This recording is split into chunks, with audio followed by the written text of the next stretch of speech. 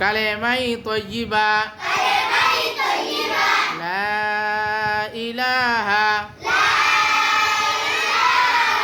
ইল্লাল্লাহু মুহাম্মাদুর রাসূলুল্লাহ।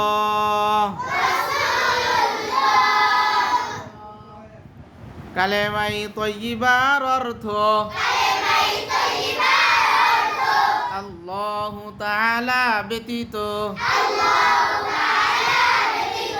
আর কোনো মাবুদ নাই। হযরত মুহাম্মদ মুস্তাফা সাল্লাল্লাহু আলাইহি ওয়াসাল্লাম আল্লাহু তাআলার রাসূল।